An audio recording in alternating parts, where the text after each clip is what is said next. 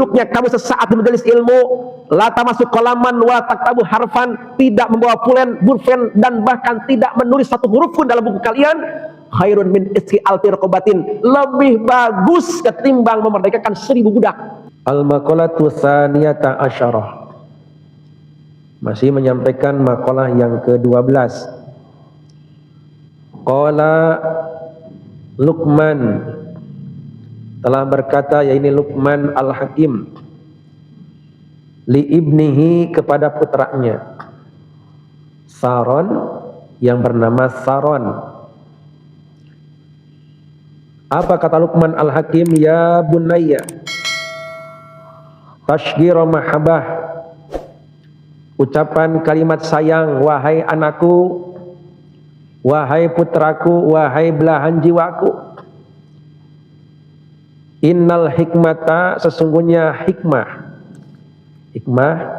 orang yang oleh Allah diberikan pemahaman agama, hikmah. Makanya kita ngaji begini, ini tujuannya untuk meraih hikmah.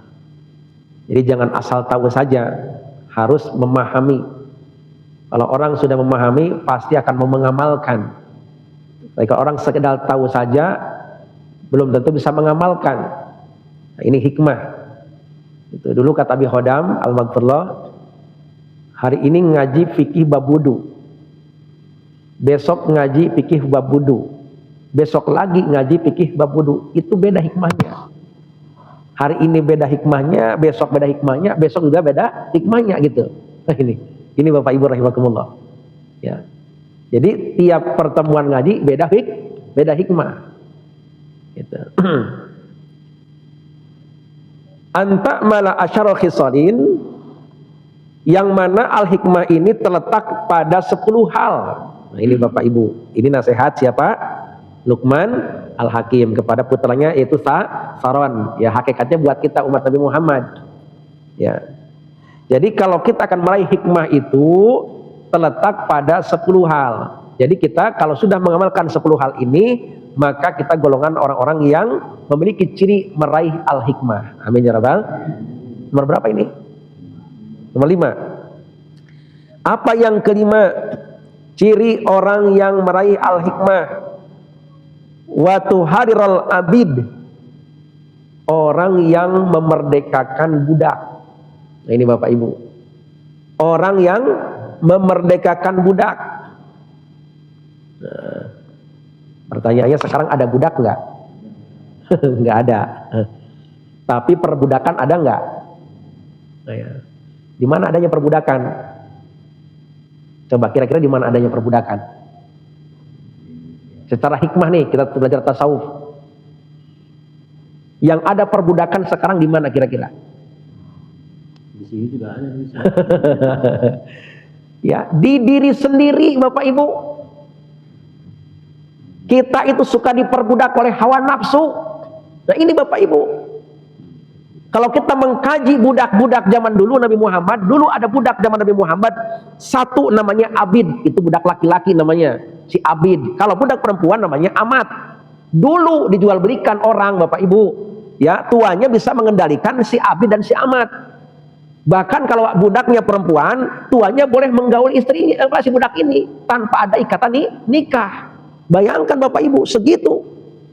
Ya, makanya pada zaman itu disebut dengan zaman jahiliyah, zaman sejelek-jeleknya zaman. Ya Allah, ya untung datang Rasulullah, ya sehingga zaman tersebut minaz zulumati ila nur, diangkat dari zaman kegelapan menuju terang benderang, yaitu zaman hidayah Allah Subhanahu wa taala. Amin ya rabbal. Dulu perempuan Bapak Ibu nggak ada harganya, murah harganya. Bahkan ketika saat itu ada seorang ibu bapak melahirkan istrinya anak perempuan, itu malunya minta ampun, malu merah mukanya. Ketika istrinya melahirkan anak perempuan, bapaknya malu minta ampun, merah mukanya. Makanya dulu Bapak Ibu, kalau sekarang kan, kalau dulu ini ketika ibu melahirkan ini, itu di bawahnya dibikin lobang, ya, bikin lobang nih, bikin lobang, atasnya dibikin amparan dari kayu. Jadi ini paraji nggak paraji? Ya dukun anak tuh, dukun beranak, ya suka melahirkan. Dulu sekarang kan bidan, kalau sekarang ya. Dulu kan ada namanya paraji. Ya, Pak Haji itu dukun anak itu yang suka melahirin ibu yang sedang melahirkan. Nah, ini dukun anak tahu nih, kalau kemaluannya itu laki-laki, dia akan naik ke atas ke amparan kayu tersebut. Tapi kalau anaknya perempuan langsung ke lubang, dikubur hidup-hidup. Bayangkan Bapak Ibu saat itu kayak apa itu jamnya orang. Ya Allah ya Karim, makanya sekarang kita beruntung datang Rasulullah. Ya, datang Nabi akhir zaman yang membawa umat ini dari zaman kegelapan menuju jalan terang benderang, yaitu zamannya hidayah Allah Subhanahu wa taala. Amin ya rabbal. Ini hikmah dari Allah. Ya, sehingga saat itu semua datangnya Rasulullah, namanya semua manusia tidak ada dibeda-bedain. Laki-laki sama derajatnya, perempuan juga sama derajatnya, sama, nggak ada bedanya. Laqad khalaqnal insana fi ahsani taqwim. Semuanya mulia di mata Allah. Ya, yang penting ada takwa di hatinya, sama mulia. Laki-laki mulia, perempuan juga mulia. Yang penting di hatinya ada takwa, ada iman kepada Allah. Mulia semuanya. Ya Allah ya Karim ya. Nah, ini Bapak Ibu rahimakumullah. Akhirnya dulu juga ada perbudakan. Semua dijual belikan anak-anak. Orang dijual belikan, yang laki-laki disuruh kerja kasar, disuruh kerja apa saja, tidak dikasih upah. Bayangkan, yang perempuan juga sama, dikerjakan oleh tuannya, ya, diatur oleh orang tuannya tanpa dibayar sepeser pun. Itu perbudakan. Nah, sekarang kita belajar tasawuf akhir zaman. Ada nggak perbudakan sekarang? Ada nggak? Ada. Tadi apa? Perbudakan diri sendiri. Oleh apa? Oleh hawa nafsu. Kita Bapak Ibu jujur, kadang-kadang masih diperbudak oleh hawa nafsu. Waktunya ngaji, kadang-kadang kita masuk ke dimainin sama nafsu. Jangan ngaji dah. Ngapain ngaji? Ngantuk ngaji. Nggak ada kopi, udahlah di rumah aja dah. Nah, gitu tuh. Itu yang ngomong siapa yang ngomong? Yang ngomong siapa? Itu nafsu Bapak Ibu. Ya, kata nafsu nggak usah sholat berjamaah. Aduh. Ngapain berjamaah, di rumah juga sama sholat. Begitu Bapak Ibu, itu nafsu begitu. Nggak usah sholat malam, nggak usah sholat tahajud, kata nafsu, nggak usah. Nanti atit, kena air, nanti flu, jangan, nggak usah, bawa aja bobo. Itu nafsu Bapak Ibu. Ya, kita masih mengikutin hawa nafsu. Nggak usah duha, nggak usah, ngapain duha lah, duha orang duha aja kagak kaya, ngapain duha, udah nggak usah. Itu siapa yang ngomong begitu? Nafsu. Ya Allah ya Karim. Dan kita kadang-kadang masih ngikutin nafsu, masih diperbudak oleh nafsu. Ya Allah ya Karim. Ini Bapak Ibu rahimakumullah. Makanya salah satu orang yang mendapatkan hal hikmah zaman sekarang, orang yang dapat mengeluarkan dirinya daripada perkekangan hawa nafsunya, perbudakan hawa nafsunya. Bagaimana caranya? Bangkit Bapak Ibu, lawan tuh si nafsu. Ketika kita malam, waktunya sholat tahajud, Allah yang ngomong, wa minal laili fatahajjad bihi nafitalak asaka rabbuka maqamam mahmuda. Hendaklah kalian di waktu malam untuk melaksanakan ibadah sholat tahajud sebagai ibadah tambahan buat kalian. Mudah-mudahan kalian diangkat pada derajat yang paling tinggi. Ini ucapan siapa Bapak Ibu? Allah. Masa kita nggak yakin, percaya dengan nafsu? Kalau sudah ada ucapan ini, tinggalkan si nafsu, bangkit Bapak Ibu, tahajud, pasti hidup kita mulia. Amin ya rabbal. Masya Allah. Ini Bapak Ibu, sholat duha pagi-pagi, laksanakan Bapak Ibu, jangan diperbudak sama hawa nafsu. Laksanakan, ini perintah Rasulullah. Rasul mencontohkan sholat duha. Biar apa? Pembuka rizki. Rizki bukan hanya duit Bapak Ibu, sehat juga rizki. Rumah tangga baik-baik saja dah rizki. Anak soleh-solehah rizki dari Allah. Semua rizki, kita hanya melihat sedikitnya duit aja duit. Padahal yang lain pun adalah rizki dari Allah. Sehat rizki bukan sehat. Ya Allah ya Karim. Kita banyak Bapak Ibu dapat rezeki. Orang yang dapat memahami tentang rezeki Allah, itulah sehebat-hebatnya pemahaman tentang rezeki. Dia mengenali sehat rezeki dari Allah. Dia bersyukur punya anak soleh rezeki dari Allah. Dia beruntung punya keluarga yang aman sampai hari ini. Sakinah, mawaddah warahmah adalah rezeki dari Allah. Maka dia menjadi orang yang paham di situ. Itulah sebaik-baik orang memahami rezeki dari Allah Subhanahu wa taala. Amin ya rabbal. Ya Allah ya Karim. Ini Bapak Ibu rahimakumullah. Makanya pesan Luqman Al-Hakim, ya, Orang yang memerdekakan budak adalah hakikatnya buat kita Bapak Ibu. Ayo kita keluar dari perbudakan hawa nafsu, lawan ibadah. Kok nggak lama kan? Lama apa sebentar ibadah, Wan Haji? Sebentar ngaji sekarang kita berapa menit kira-kira? Masya Allah, paling cuma setengah jam Bapak Ibu. Tapi kata Kanjeng Nabi, ya Ibnu Mas'ud, julusukan sa'atan fi majlis ilmi, duduknya kamu sesaat di majelis ilmu, la tamasuk qalaman wa taktabu harfan, tidak membawa pulpen dan bahkan tidak menulis satu huruf pun dalam buku kalian, khairun min isri alti raqabatin, lebih bagus ketimbang memerdekakan 1000 budak. Ya Allah ya Karim, amin ya rabbal. Allah berikan ganjar yang itu luar biasa buat kita hanya duduk sesaat. Tapi kenapa kita diperbudak oleh hawa nafsu? Kenapa ogah ngaji? Yang kedua kata Kanjeng Nabi, man salaka tariqan yaltamisu fihi ilman, sallallahu lahu bihi tariqun ilal jannah. Siapa orang yang mau rajin menelusuri tempat pengajian, maka Allah akan tunjukkan baginya jalan ke surga. Amin ya rabbal. Ya Allah ya Karim. Belum ibadah-ibadah yang lain. Setiap ibadah yang Allah perintahkan dan Rasul contohkan buat kita, pasti Bapak Ibu ada keuntungan dunia, apalagi pasti ada keuntungan akhirat. Amin ya rabbal.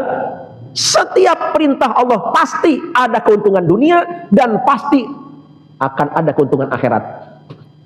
Ini Bapak Ibu rahimakumullah. Makanya kita ayo bersama-sama niatkan kita keluar dari perbudakan hawa nafsu, ya, sehingga kita akan jadi orang-orang yang benar-benar diselamatkan oleh Allah dunia dan akhirat. Sa'idun fid dunya wa sa'idun fil akhirah. Amin ya rabbal alamin. Mudah-mudahan ya hikmah yang kelima ya.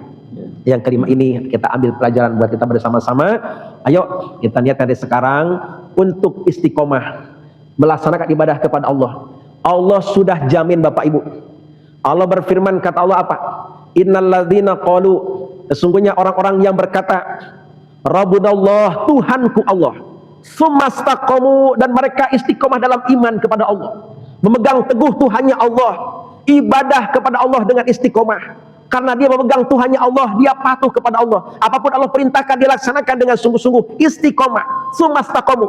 Maka apa kata Allah? Tatanazzalu alaihimul malaikah, Allah akan turunkan baginya malaikat. Untuk apa Bapak itu? Mengabarkan alla takhafu wala tahzanu. Kalian orang-orang yang istiqomah ibadahnya jangan pernah takut. Orang yang ibadahnya istiqomah dijamin sama Allah, jangan pernah takut. BBM naik jangan takut. Sedikit ada goncangan dunia jangan pernah takut. Kenapa? Dijamin sama Allah. Wala tahzanu, jangan bersedih hati, jangan dikit-dikit galau. Ada urusan ini galau, urusan ini galau, tenang. Orang yang ibadah sungguh-sungguh istiqomah, Allah jamin hidupnya. Amin ya rabbal. Bahkan kata Allah, wahai malaikat, kabarkan pada hambaku yang istiqomah, wa basiru bil jannah, bagi mereka sudah disiapkan surga di akhirat yang kekal selama-lamanya. Amin ya rabbal. Alakitum tu'adun, janjiku tidak pernah bohong, kata Allah. Amin ya rabbal alamin. Mudah-mudahan ya dengan ayat ini kita bisa istiqomah ibadah kepada Allah Subhanahu wa taala. Lawan hawa nafsu kita, jangan kita dibudak terus oleh hawa nafsu kita, sebab hawa nafsu adalah salah satu musuh daripada diri kita. Mereka menjuruskan kita ke nerakanya Allah, tapi akal yang goroji, akal sehat, membawa kita ke surganya Allah Subhanahu wa taala. Mudah-mudahan dapat barokah ilmu buat kita. Allahumma shalli ala Allahumma shalli ala sayyidina Muhammadin bil qulumi wa nawaiha wa anfiyatil abadani wa shifaiha wa nuril absari wa dhiyaiha wa ala alihi wa sahbihi wa sallim. Kita baca Fatihah, niatkan buat diri kita, keluarga kita. Ala barakatillah, alhamdulillah hamdan yuwafi ni'amahu wa yukafi'u mazidah, walhamdulillahi rabbil alamin. Ya Rasulullah, لك يا رفيع الشان والدرج، يا رسول الله سلام عليك يا رفيع الشان والدرج يا رسول الله سلام عليك يا رفيع الشان والدرج اللهم صل وسلم وبارك عليه وعلى آله والعفو منكم. Assalamualaikum warahmatullahi wabarakatuh.